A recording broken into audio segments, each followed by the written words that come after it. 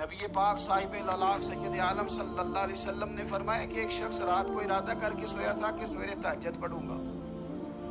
ایک تو وہ ہے جس کا ارادہ ہی کوئی نہیں، فجر پڑھنے کا بھی ارادہ ہی نہیں، سرے سے پروگرام ہی نہیں۔ اس کو پتہ چل گیا کہ ڈاکٹر نے کہا تھا 7-8 گھنٹے سونا ہے، تو اب وہ ٹائم دیکھ رہا ہے 2 بجے سو رہا ہوں، 10 بجے اٹھ جاؤں گا۔ اس کی بیچ میں نیند ہے، صحت ہے، ڈاکٹر کی تنبیہ ہے، پر فجر تو شامل ہی نہیں۔ حالانکہ اس بات کو اچھی طرح سمجھ لیں، اگر آپ کا فجر پڑھنے کا ارادہ ہے اور 4 بجے کا 3:45 بجے کا آپ نے الارم لگا لیا ہے، تو 2 دن آپ کو الارم جگائے گا، تیسرے دن آنکھ خود بخود کھل جائے گی۔ انسان کی نفسیات ہوتی ہے کہ 2 دن وہ کسی چیز میں اپنی عادت کو سونے جاگنے میں پکا لے تو تیسرے دن وہی اس کا وہ مزاج بن جاتا ہے۔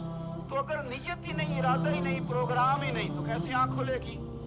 بلکہ پھر تو یہ ہوتا ہے کہ کئی دفعہ آنکھ کھل بھی جاتی ہے، بندے اٹھ بھی جاتے ہیں پر اٹھتے ہی نہیں، نماز کا وضو ہی نہیں کرتے، آگے بڑھتے ہی نہیں، ہمت ہی نہیں کرتے۔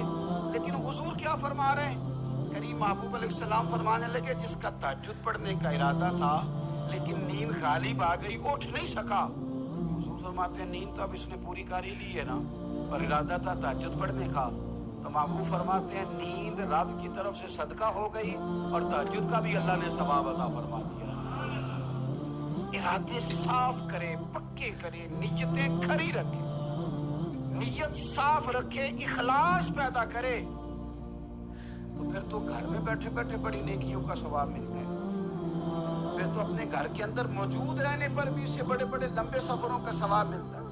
حضرت انس بن مالک رضی اللہ تعالیٰ عنہ فرماتے ہیں ہم تبوک سے واپس آ رہے تھے تو نبی پاک علیہ السلام نے فرمایا ہمارے کچھ بھائی ہیں بھائی جو بیٹھے مدینے میں ہیں، پر ہم نے جو گھاٹی بھی طے کی، جو سفر بھی طے کیا، وہ ہمارے ساتھ ہی تھے۔ بیٹھے کہاں ہیں؟ مدینے میں، پر ہم نے جتنا سفر طے کیا وہ ساتھ ہی تھے۔ حضرت انس بن مالک کہتے ہیں ہمارے تو کان کھڑے ہو گئے کہ بیٹھے بھی کھا رہے ہیں اور ہمارے ساتھ ہیں۔ حضور سید عالم علیہ السلام نے پھر بات کو کھولا اور فرمایا وہ جان بوجھ کے نہیں بیٹھے رہے، ارادہ ان کا پکا تھا ہمارے ساتھ آنے کا، لیکن کسی مجبوری کی وجہ سے نہیں آ سکے۔ کوئی بیماری نے آ لیا تو نہیں آ سکے، چونکہ وہ مجبوری کی وجہ سے نہیں آ سکے، آ نہیں سکے، لیکن رب کریم نے ہم جس سفر سے گزرے ہیں اس کا اجر انہیں عطا فرمایا۔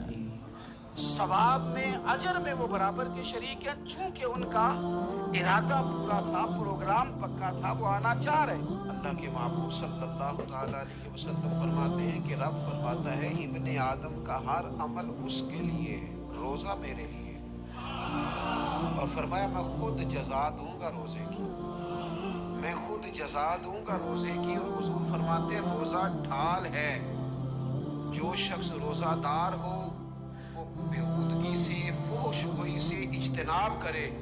اور اللہ کے محبوب صلی اللہ تعالیٰ علیہ وسلم فرماتے ہیں اگر کوئی شخص اسے گالی دے، اگر کوئی شخص اس سے جھگڑا کرنا چاہے تو پتہ کیا جواب دے؟ اسے کہے بھئی میں روزے دار ہوں،